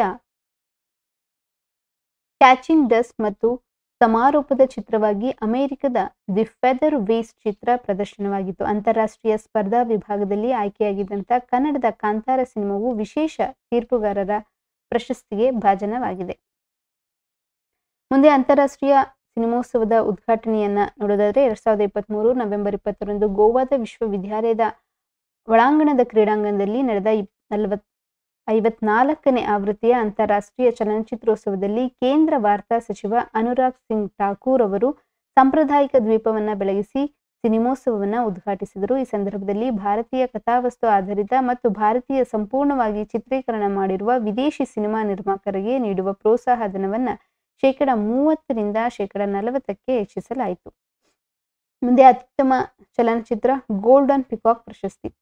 54ನೇ ಅಂತಾರಾಷ್ಟ್ರೀಯ ಚಲನಚಿತ್ರೋತ್ಸವದಲ್ಲಿ ಅಬ್ಬಾಸ್ ಅಮೀನಿ ನಿರ್ದೇಶನದ ಎಂಡ್ಲೆಸ್ ಬಾಸ್ಟರ್ಸ್ ಎಂಬ ಪರ್ಷಿಯನ್ ಚಿತ್ರ ಅತ್ಯುತ್ತಮ ಪ್ರಶಸ್ತಿಗೆ ಆಯ್ಕೆಯಾಗಿದೆ. ಗೋಲ್ಡನ್ ಪಿಕಾಕ್ ಪ್ರಶಸ್ತಿ ಪಡೆಯಿತು. ಈ ಚಲನಚಿತ್ರವು ನಾವು ನಮ್ಮ ಮೇಲೆ ಹೇರಿಕೊಳ್ಳುವ ಭಾವನಾತ್ಮಕ ಮತ್ತು ನೈತಿಕ ಗಡಿಗಳು ಭೌತಿಕ ಗಡಿಗಳಿಗಿಂತ ಕ್ಲಿಷ್ಟಕರವಾಗಿದೆ ಎಂಬುದನ್ನು ಈ ಚಿತ್ರವು ತೋರಿಸಿದೆ. ಈ ಚಿತ್ರದ ನಟನೆಗಾಗಿ ಫೌರಿಯಾ ರಹಿಮಿ ಶಾಮ್ ಅವರಿಗೆ ಅತ್ಯುತ್ತಮ ನಟ ಪ್ರಶಸ್ತಿ ದೊರೆತಿದೆ. ಹಾಗಾದರೆ ಇಂಟರ್ನ್ಯಾಷನಲ್ ಫಿಲ್ಮ್ ಫೆಸ್ಟಿವಲ್ ಅಲ್ಲಿ ಅತ್ಯುತ್ತಮ ಚಿತ್ರ ಪ್ರಶಸ್ತಿ ಯಾವುದಕ್ಕೆ ಬಂದಿದೆ, ಅದನ್ನ ಗೋಲ್ಡನ್ ಪಿಕಾಕ್ ಅಂತ ಕರೀತಾರೆ. Endless borders. Okay, endless borders. ಮುಂದೆ ವಿಶೇಷ ತೀರ್ಪುಗಾರರ ಪ್ರಶಸ್ತಿ ಕನ್ನಡದ ಕಾಂತಾರ ಚಿತ್ರಕ್ಕೆ ಬಂದಿದೆ. ಮತ್ತೆ ಸಿಲ್ವರ್ ಪಿಕಾಕ್ ಪ್ರಶಸ್ತಿ ಕಾಂತಾರ ಕನ್ನಡ. ಕಾಂತಾರ ಚಿತ್ರಕ್ಕೆ ಸಿಲ್ವರ್ ಪಿಕಾಕ್ ಪ್ರಶಸ್ತಿ ಕೂಡ ಲಭಿಸಿದೆ. ಈ ಮೂಲಕ ಈ ಪ್ರಶಸ್ತಿ ಪಡೆದ ಮೊದಲ ಕನ್ನಡ ಚಿತ್ರ ಎಂಬ ಖ್ಯಾತಿಗೆ ಕಾಂತಾರ ಪಾತ್ರವಾಗಿದೆ. ಮುಂದೆ ಕಾಂತಾರ ಸಿನಿಮಾದಲ್ಲಿ ರಿಷಬ್ ಶೆಟ್ಟಿಯವರು ಓಡಿಸಿದ ಜೋಡಿ ಕೋಣಗಳು ಅಬ್ಬು ಮತ್ತು ಕಿಟ್ಟು ಬೆಂಗಳೂರಿನ ಅರಮನೆ ಮೈದಾನದಲ್ಲಿ ನಡೆದ ಬೆಂಗಳೂರು ಕಂಬಳ ನಮ್ಮ ಕಂಬಳದಲ್ಲಿ ಕನ್ನೆ ಹಲ್ಲಗೆ ವಿಭಾಗದಲ್ಲಿ 6.5 ಅಡಿ ನೀರನ್ನ ಚಿಮ್ಮಿಸಿ ಚಿನ್ನದ ಪದಕ ಪಡೆದುಕೊಂಡಿದೆ. ಗೋವಾದಲ್ಲಿ ನಡೆದ ಸಿನಿಮೋತ್ಸವದ ಪನೋರಮಾ ವಿಭಾಗದಲ್ಲಿ ಕನ್ನಡದ ಆರಾರಿ ರಾರೋ ಚಿತ್ರ ಪ್ರದರ್ಶನಗೊಂಡಿತು. ಮುಂದೆ ವಿಶೇಷ ಪ್ರದರ್ಶನಕ್ಕೆ ಭಾಜನರಾದಂಥ ಮಾಧುರಿ ದೀಕ್ಷಿತ್. ಭಾರತೀಯ ಸಿನಿಮಾ ರಂಗಕ್ಕೆ ವಿಶೇಷ ಕೊಡುಗೆ ನೀಡಿದ ನಟ ನಟಿಯರ ಸೇವೆಯನ್ನ ಗಮನಿಸಿ 2023ರಿಂದ ವಿಶೇಷ ಪ್ರಶಸ್ತಿಯನ್ನ ನೀಡಲು ನಿರ್ಧರಿಸಲಾಗಿದೆ. 2023ರ ಸಾಲಿನ ವಿಶೇಷ ಪ್ರಶಸ್ತಿಗೆ ಬಾಲಿವುಡ್ ನಟಿ ಮಾಧುರಿ ದೀಕ್ಷಿತ್ ಭಾಜನರಾಗಿದ್ದಾರೆ. ಮಾಧುರಿ ದೀಕ್ಷಿತ್ ಅವರಿಗೆ 2008ರಲ್ಲಿ ಪದ್ಮಶ್ರೀ ಗೌರವ ಲಭಿಸಿತ್ತು. ಇವರು ನಟಿಸಿದ ಪ್ರಮುಖ ಸಿನಿಮಾಗಳು ದಿಲ್, ಬೇಟಾ, ಹಮ್ ಆಪ್ಕೆ ಕೌನ್, ದಿಲ್ ತೋ ಪಾಗಲ್ ಹೇ, ದೇವದಾಸ್, ತೇಜಾಬ್, ರಾಜಾ. ಆಸ್ಟ್ರೇಲಿಯಾದ ಸತ್ಯಜಿತ್ ರೇ ಜೀವಮಾನ ಸಾಧನೆ ಗೌರವ. IFFI 54ರಲ್ಲಿ ಹಾಲಿವುಡ್ ನಟ ಮತ್ತು ನಿರ್ಮಾಪಕ ಮೈಕಲ್ ಡಾಗ್ಲೌಸ್ ಅವರಿಗೆ 2023ರ ಸಾಲಿನ ಸತ್ಯಜಿತ್ ರೇ ಜೀವಮಾನ ಸಾಧನೆ ಗೌರವ ಪ್ರಶಸ್ತಿ ನೀಡಲಾಗಿದೆ. ಒನ್ ವರ್ಲ್ಡ್ ಸಿನಿಮಾಗೆ ಇದು ಸಮಯವೇ ಎಂಬ ವಿಷಯ ಕುರಿತು ಹಾಲಿವುಡ್ ದಂತಕಥೆ ಮೈಕಲ್ ಡಾಗ್ಲೌಸ್ ಮತ್ತು ಚಿತ್ರ ನಿರ್ಮಾಪಕ ಶೈಲೇಂದ್ರ ಸಿಂಗ್ ನಡುವೆ ಸಿನಿಮೋತ್ಸವದ ಸಂದರ್ಭದಲ್ಲಿ ಸಂವಾದ ಜರುಗಿದೆ. 2022ರಲ್ಲಿ ಈ ಪ್ರಶಸ್ತಿಗೆ ಕಾರ್ಲೋಸ್ ಸೌರಾ ಅವರು ಭಾಜನರಾಗಿದ್ದರು. ಮುಂದಿನ ವಿಷಯ, ಇನ್ಫೋಸಿಸ್ ಫೌಂಡೇಶನ್ನ 2023ನೇ ಸಾಲಿನ ಇನ್ಫೋಸಿಸ್ ಪ್ರಶಸ್ತಿ. ಇನ್ಫೋಸಿಸ್ ಫೌಂಡೇಶನ್ ವತಿಯಿಂದ 2023ರ ನವೆಂಬರ್ 15ರಂದು ಪ್ರತಿಷ್ಠಿತ ಇನ್ಫೋಸಿಸ್ ಫೌಂಡೇಶನ್ 15ನೇ ವಾರ್ಷಿಕ ಪ್ರಶಸ್ತಿಯನ್ನ ಘೋಷಿಸಲಾಯಿತು. ಬೆಂಗಳೂರಿನ ವಿಜ್ಞಾನಿಗಳು ಸೇರಿ ವಿಜ್ಞಾನ ಮತ್ತು ಸಂಶೋಧನಾ ಕ್ಷೇತ್ರದಲ್ಲಿ ಅದ್ವಿತೀಯ ಸಾಧನೆ ಮಾಡಿದ ವಿವಿಧ ಕ್ಷೇತ್ರಗಳ 6 ಜನ ಸಾಧಕರನ್ನ 2023ನೇ ಸಾಲಿನ ಇನ್ಫೋಸಿಸ್ ಪ್ರಶಸ್ತಿಗೆ ಆಯ್ಕೆ ಮಾಡಲಾಗಿದೆ. ಸೊ ಈ 6 ಜನರನ್ನ ಈ ಕಾಲಂನಲ್ಲಿ ಕೊಟ್ಟಿದ್ದಾರೆ.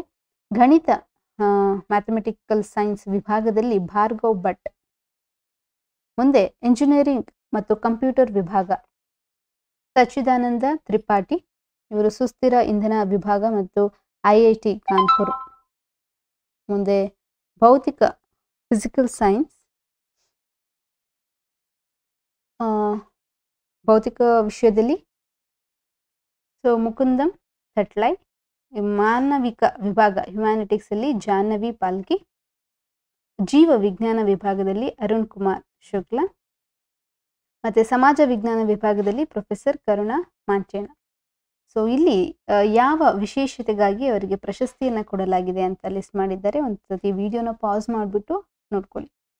ಇನ್ಫೋಸಿಸ್ ಪ್ರಶಸ್ತಿ ಬಗ್ಗೆ ಮಾಹಿತಿಯನ್ನು ನೋಡೋದಾದ್ರೆ, ವಿಜ್ಞಾನ ಮತ್ತು ಸಂಶೋಧನಾ ಕ್ಷೇತ್ರವನ್ನ ಉತ್ತೇಜಿಸುವ ಸಲುವಾಗಿ ಇನ್ಫೋಸಿಸ್ ಫೌಂಡೇಶನ್ 2008ರಿಂದ ಇನ್ಫೋಸಿಸ್ ಪ್ರಶಸ್ತಿಯನ್ನು ನೀಡುತ್ತಾ ಬಂದಿದೆ. 2008ರಲ್ಲಿ ಗಣಿತ ವಿಭಾಗಕ್ಕೆ ಮಾತ್ರ ನೀಡಲಾಗಿತ್ತು. ನಂತರ 2009ರಲ್ಲಿ ಜೀವ ವಿಜ್ಞಾನ ಮತ್ತು ಸಾಮಾಜಿಕ ವಿಜ್ಞಾನ ಕ್ಷೇತ್ರಗಳನ್ನ ಸೇರ್ಪಡೆ ಮಾಡಲಾಗಿತ್ತು. 2010ರಲ್ಲಿ ಎಂಜಿನಿಯರಿಂಗ್ ಮತ್ತು ಕಂಪ್ಯೂಟರ್ ಕ್ಷೇತ್ರಗಳಲ್ಲಿ ಪ್ರಶಸ್ತಿಯನ್ನು ನೀಡಲು ಆರಂಭಿಸಿತು. 2012ರಲ್ಲಿ ಮಾನವಿಕ ವಿಭಾಗ ಸೇರಿ ಒಟ್ಟು 6 ವಿಭಾಗಗಳಲ್ಲಿ ಪ್ರಶಸ್ತಿಯನ್ನು ನೀಡಲಾಗ್ತದೆ. ಆ 6 ವಿಭಾಗಗಳನ್ನ ಇಲ್ಲಿ ಕೊಟ್ಟಿದ್ದಾರೆ. ಗಣಿತ ವಿಜ್ಞಾನ, ಸಾಮಾಜಿಕ ವಿಜ್ಞಾನ, ಜೀವ ವಿಜ್ಞಾನ, ಎಂಜಿನಿಯರಿಂಗ್ ಮತ್ತು ಕಂಪ್ಯೂಟರ್ ಸೈನ್ಸ್, ಭೌತ ವಿಜ್ಞಾನ ಮತ್ತು ಮಾನವಿಕ ವಿಭಾಗ.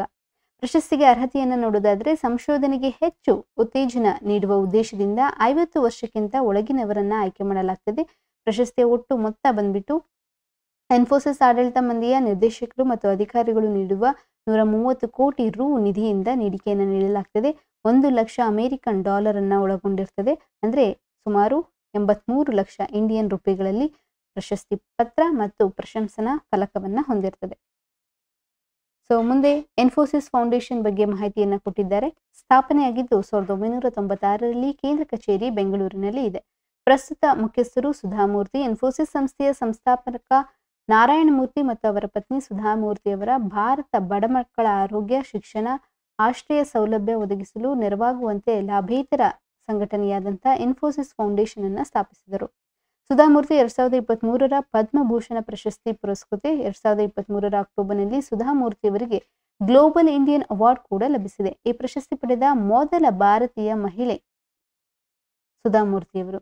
ಇವರು ಇತ್ತೀಚಿನ ಪುಸ್ತಕ ಕಾಮನ್ ಎಟ್ ಅನ್ಕಾಮನ್ 2023ರ ಆಗಸ್ಟ್ ತಿಂಗಳಲ್ಲಿ NCERTಯ ವತಿಯಿಂದ 2020ರ ರಾಷ್ಟ್ರೀಯ ಶಿಕ್ಷಣ ನೀತಿ ಅಡಿಯಲ್ಲಿ 3ರಿಂದ 12ನೇ ತರಗತಿಯವರೆಗೆ ಪಠ್ಯಕ್ರಮದ ಪರಿಷ್ಕೃತಿಗೆ ಒಂದು ಸಮಿತಿಯನ್ನ ನೇಮಕ ಮಾಡಲಾಗಿತ್ತು. ಆ ಸಮಿತಿಯ ಒಬ್ಬ ಸದಸ್ಯರು ಸಹ ಸುಧಾಮೂರ್ತಿ ಅವರಾಗಿದ್ರು. ಆ ಸಮಿತಿಯ ಅಧ್ಯಕ್ಷರು ಬಂದ್ಬಿಟ್ಟು MC ಪಂತ್. ಸುಧಾಮೂರ್ತಿಯವರ grand parent bag of stories ಎಂಬ ಕಥಾ ಸಂಕಲನಕ್ಕೆ 2023ರ ಸಾಲಿನ ಕೇಂದ್ರ ಸಾಹಿತ್ಯ ಅಕಾಡೆಮಿ ಪ್ರಶಸ್ತಿ ಇಂಗ್ಲಿಷ್ ಭಾಗದಲ್ಲಿ ಲಭಿಸಿದೆ. ಮುಂದೆ ಇನ್ಫೋಸಿಸ್ ಸಂಸ್ಥೆಯ ಬಗ್ಗೆ ಮಾಹಿತಿಯನ್ನು ನೋಡೋದಾದ್ರೆ, ಇನ್ಫೋಸಿಸ್ ಸಂಸ್ಥೆಯು 1981ರ ಜುಲೈ 2ರಂದು ಪುಣೆಯಲ್ಲಿ ಸ್ಥಾಪನೆಯಾಗಿದ್ದು, ಪ್ರಸ್ತುತ ಬೆಂಗಳೂರಿನಲ್ಲಿ ಕೇಂದ್ರ ಕಚೇರಿಯನ್ನು ಹೊಂದಿದೆ. ನಂದನ್ ನಿಲೇಕಣಿಯವರು ಇನ್ಫೋಸಿಸ್ನ ಚೇರ್ಮನ್ ಆಗಿದ್ದು, ಸಲೀಂ ಪಾರೇಖ್ ಅವರು ಪ್ರಸ್ತುತ ಎಂಡಿ ಮತ್ತು ಸಿಇಒ ಆಗಿದ್ದಾರೆ. ಯುಬಿ ಪ್ರವೀಣ್ ರಾವ್ ಅವರು ಸಿಇಒ ಆಗಿದ್ದಾರೆ. ಇನ್ಫೋಸಿಸ್ ಸಂಸ್ಥೆಯ ಡಿಜಿಟಲ್ ನಾವೀನ್ಯತೆ ಬ್ರಾಂಡ್ ಅಂಬಾಸಿಡರ್ ಆಗಿ ಟೆನ್ನಿಸ್ ದಿಗ್ಗಜ ರಾಫೆಲ್ ನಡಾಲ್ ಅವರನ್ನ ನೇಮಿಸಲಾಗಿದೆ. 2023ರ ಐಟಿ ಕರ್ನಾಟಕ ರತ್ನ ಪ್ರಶಸ್ತಿಯನ್ನು ಪಡೆದಿರುವಂತಹ ಸಂಸ್ಥೆ ಇನ್ಫೋಸಿಸ್. ಮುಂದೆ ಮನೋಹರ್ ಪರಿಕರ್ ಯುವ ವಿಜ್ಞಾನಿ ಪ್ರಶಸ್ತಿ ಡಾಕ್ಟರ್ ಮಾಧವ್ ರಾಜ್ ಎಸ್. 2023ರ ನವೆಂಬರ್ನಲ್ಲಿ ಗೋವಾ ರಾಜ್ಯ ಸರ್ಕಾರ ವತಿಯಿಂದ ಮನೋಹರ್ ಪರಿಕರ್ ಯುವ ವಿಜ್ಞಾನ ಪ್ರಶಸ್ತಿ, ಮನೋಹರ್ ಪರಿಕರ್ ಯುವ ಸೈಂಟಿಸ್ಟ್ ಅವಾರ್ಡ್ಗೆ ಇಸ್ರೋ ಸಂಸ್ಥೆಯು UR ರಾವ್ ಉಪಗ್ರಹ ಕೇಂದ್ರದ ಬಾಹ್ಯಾಕಾಶ ವಿಜ್ಞಾನಿ ಡಾಕ್ಟರ್ ಮಾಧವ್ ರಾವ್ ಎಸ್ ಅವರು ಭಾಜನರಾಗಿದ್ದಾರೆ. ಇಸ್ರೋ ಸಂಸ್ಥೆಯ UR ರಾವ್ ಉಪಗ್ರಹ ಕೇಂದ್ರ ಬಾಹ್ಯಾಕಾಶ ವಿಜ್ಞಾನಿ ಮಾಧವ್ ರಾವ್ ಆಗಿದ್ದಾರೆ.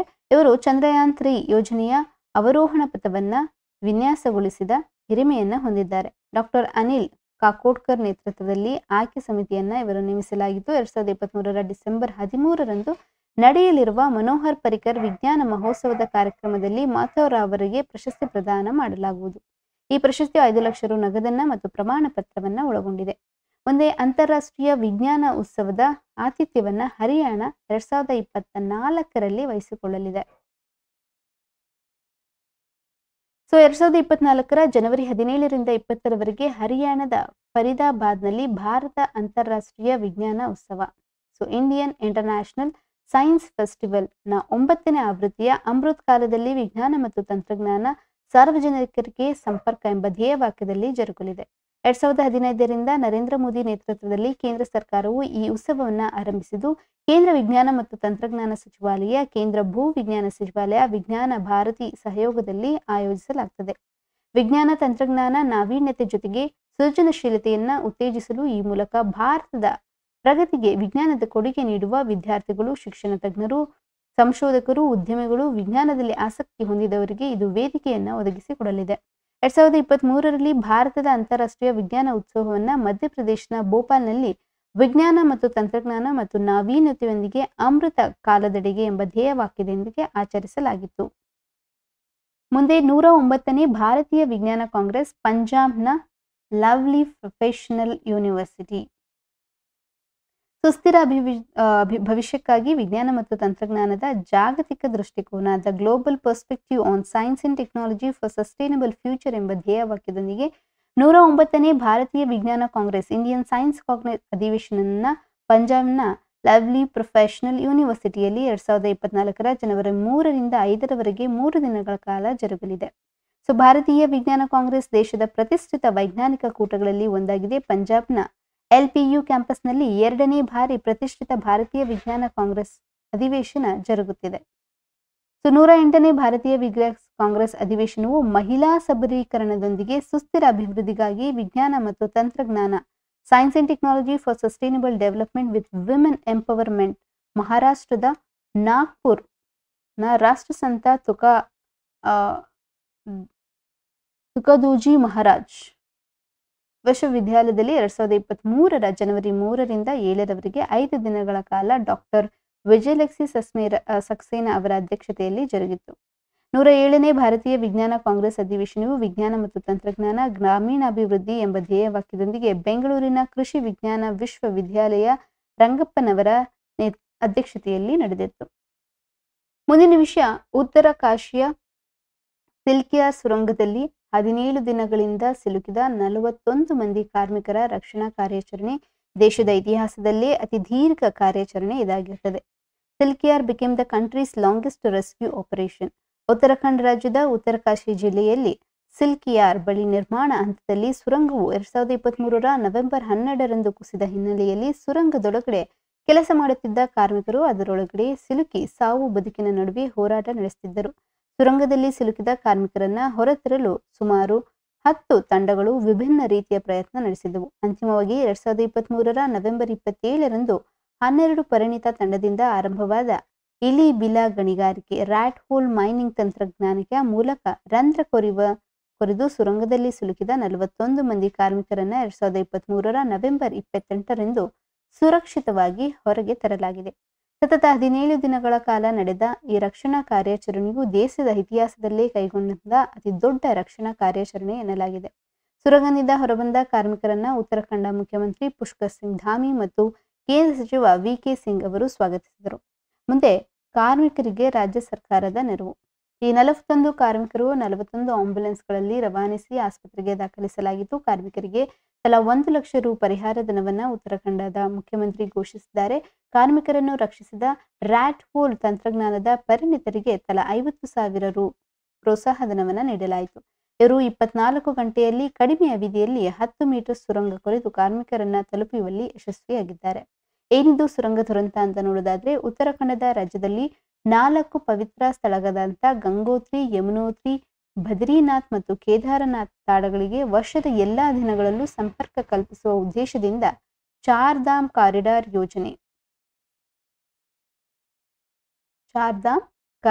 ಯೋಜನೆ ಗಂಗೋತ್ರಿ, ಯಮುನೋತ್ರಿ, ಬದ್ರಿನಾಥ್ ಮತ್ತೆ ಕೇದಾರನಾಥ್ ಇದನ್ನ ನಿರ್ಮಿಸಲಾಗ್ತಿತ್ತು. ಈ ಕಾರಿಡಾರ್ ಯೋಜನೆಯ ಭಾಗವಾಗಿರುವಂತಹ ಉತ್ತರಾಖಂಡದ ಉತ್ತರಕಾಶಿ ಪಟ್ಟಣಕ್ಕೆ ಸಮೀಪವಿರುವ ಗಂಗೋತ್ರಿ ಯಮುನೋತ್ರಿ ಹೆದ್ದಾರಿಯಲ್ಲಿ ನಿರ್ಮಿಸುತ್ತಿರುವ ಸುರಂಗ ಮಾರ್ಗದಲ್ಲಿ 2023ರ ನವೆಂಬರ್ 12ರಂದು ಗುಡ್ಡ ಕುಸಿತ ಉಂಟಾಗಿ ಸುರಂಗ ನಿರ್ಮಾಣ ಕಾರ್ಯದಲ್ಲಿ ತೊಡಗಿದ್ದ 41 ಮಂದಿ ಕಾರ್ಮಿಕರು ಸುರಂಗದಲ್ಲಿ ಸಿಲುಕಿದ್ರು. ಸಿಲ್ಕಿಯರ್ ಸುರಂಗ ಮಾರ್ಗ ಯೋಜನೆ ಬಗ್ಗೆ ನೋಡೋದಾದ್ರೆ 4.5 ಕಿಲೋಮೀಟರ್ ಉದ್ದ ಸುರಂಗ ಮಾರ್ಗ ಯೋಜನೆಯ ಕೇಂದ್ರ ಸರ್ಕಾರದ ಮಹತ್ವಾಕಾಂಕ್ಷೆ ಚಾರ್ಧಾಮ್ ಹೆದ್ದಾರಿ ಯೋಜನೆಯ ಭಾಗವಾಗಿದೆ. ಈ ಸುರಂಗ ನಿರ್ಮಿಸಲು ಮಾರ್ಗವನ್ನು ಹೈದರಾಬಾದ್ ಮೂಲದ ನವ ಯುವ ಎಂಜಿನಿಯರಿಂಗ್ ಕಂಪನಿ ನಡೆಸುತ್ತಿದ್ದು, ಉತ್ತರಕಾಶಿ ಜಿಲ್ಲೆಯಲ್ಲಿ ಸಿಲ್ಕಿಯಾರ್ ದಂಡ್ಲಾಗ್ ನಡುವಿನ ದಾರಿಯನ್ನ 26 ಕಿಲೋಮೀಟರ್ನಿಂದ 4.5 ಕಿಲೋಮೀಟರ್ಗೆ ಕಡಿಮೆ ಮಾಡಲಿರುವ ಈ ಸುರಂಗ ಮಾರ್ಗವು ಸರ್ವ ಋತುಗಳ ದ್ವಿಪಥ ರಸ್ತೆಯಾಗಿದೆ. ದುರಂತ ಜರುಗಿದ ಸುರಂಗ ಸ್ಥಳವನ್ನು ನೋಡೋದಾದ್ರೆ ಸಿಲ್ಕಿಯಾರ್ನಿಂದ 270 ಮೀಟರ್ ದೂರದಲ್ಲಿ ದುರಂತ ಸಂಭವಿಸಿತ್ತು. ಚಾರ್ಧಾಮ್ ಕಾರಿಡಾರ್ ಯೋಜನೆಯಲ್ಲಿ ಅತಿ ಉದ್ದನೆಯ ಸುರಂಗ ಮಾರ್ಗ ಎನ್ನುವ ಹೆಗ್ಗಳಿಕೆಗೆ ಪಾತ್ರವಾಗಿರುವ ಈ ಸುರಂಗ ಮಾರ್ಗ ಪೂರ್ಣಗೊಳಿಸಲು 400 ಮೀಟರ್ ಬಾಕಿ ಇದೆ. ಸಿಲ್ಕಿಯಾರ್ ಕಡೆಯಿಂದ 2.3 ಕಿಲೋಮೀಟರ್, ಬಾಗ್ಕೋಟ್ನಿಂದ 1.6 ಕಿಲೋಮೀಟರ್ ಪೂರ್ಣಗೊಂಡಿದೆ. ಮುಂದೆ ಸುರಂಗ ಕುಸಿತಕ್ಕೆ ಕಾರಣವನ್ನು ನೋಡೋದಾದ್ರೆ ಹಿಮಾಲಯನ್ ವಲಯವು ಅತಿ ಸೂಕ್ಷ್ಮವಾದಂತಹ ಭೂರಚನೆಯಿಂದ ಕೂಡಿದೆ. ತಾರುಣ್ಯದಲ್ಲಿರುವಂತಹ ಹಿಮಾಲಯ ಬೆಳೆಯುವ ಕರಗುವ ಪ್ರಕ್ರಿಯೆಯನ್ನ ಉತ್ತುಂಗದಲ್ಲಿದೆ. ಇಲ್ಲಿನ ಭೂಪದರವು ಗಟ್ಟಿಯಾಗಿಲ್ಲ. ಅದರಲ್ಲೂ ಸುರಂಗ ನಿರ್ಮಿಸಲು ಪ್ರದೇಶ ಆಳದಲ್ಲಿರುವ ಸುಣ್ಣದ ಕಲ್ಲು ನೀರು ಬಿಸಿಗೆ ಸುಲಭವಾಗಿ ಕರಗ್ತದೆ. ಇದರಿಂದಾಗಿ ಒಳ ರಚನೆಯಲ್ಲಿ ನಿರಂತರ ಬದಲಾವಣೆ ಆಗುತ್ತಲೇ ಇರ್ತದೆ. ಈ ಕಾರಣದಿಂದ ಸುರಂಗದಂತಹ ಕಾರ್ಯಗಳನ್ನ ಕೈಗೊಳ್ಳುವುದು ಅಪಾಯಕಾರಿ ಎಂದೇ ತಜ್ಞರು ಎಚ್ಚರಿಸುತ್ತಾ ಬಂದಿದ್ದಾರೆ.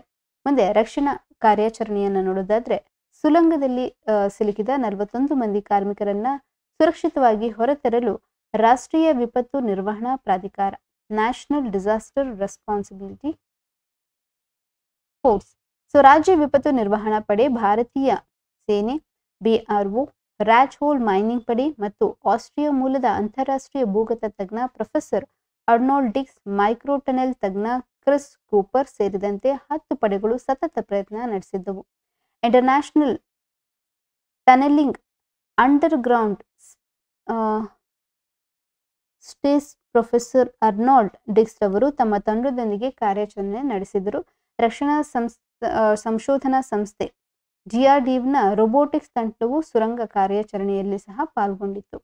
ಮುಂದೆ ಲೈಫ್ ಲೈನ್ 53 ಮೀಟರ್ ಯುದ್ಧದ ಲೈಫ್ ಲೈನ್ ಸುರಂಗ ಕೊರೆಯುವ ಮೂಲಕ 53 ಮೀಟರ್ ಉದ್ದದ ಪೈಪ್ಲೈನ್ ಅನ್ನ ಶಿಲಾಖಂಡದ ರಾಶಿಗಳಿಗೆ ಅಡ್ಡಲಾಗಿ ರವಾನಿಸಲಾಗಿತ್ತು. ಈ ಹಿಂದೆ ಸುರಂಗದಲ್ಲಿದ್ದ ಕಾರ್ಮಿಕರಿಗೆ ಆಮ್ಲಜನಕ, ಡ್ರೈ ಫ್ರೂಟ್ಸ್ ಮತ್ತು ಔಷಧಿಗಳನ್ನು ಪೂರೈಸಲು 4 ಇಂಚಿನ ಪೈಪ್ಗಳನ್ನು ಬಳಸಲಾಗ್ತಿತ್ತು. ಹೊಸ ಪೈಪ್ನ 2ನೇ ಲೈಫ್ ಲೈನ್ ಎನ್ನುವರು ಇದರಿಂದ ಸಂಪರ್ಕ ಸಾಧಿಸಲು ಸಾಧ್ಯವಾಯಿತು. ಇಷ್ಟು ಈ ದಿನದ ವಿಷಯಗಳಾಗಿತ್ತು. ಇದು ಡಿಸೆಂಬರ್ ಸ್ಪರ್ಧಾ ವಿಜೇತ ಮಾಸಪತ್ರಿಕೆಯ ಮೊದಲನೇ ಭಾಗವಾಗಿರ್ತದೆ. ಮಿಕ್ಕ ತರಗತಿಗಳಲ್ಲಿ ಮತ್ತೆ ಭೇಟಿಯಾಗೋಣ. ಅಲ್ಲಿವರೆಗೂ study well. Bye. Take care.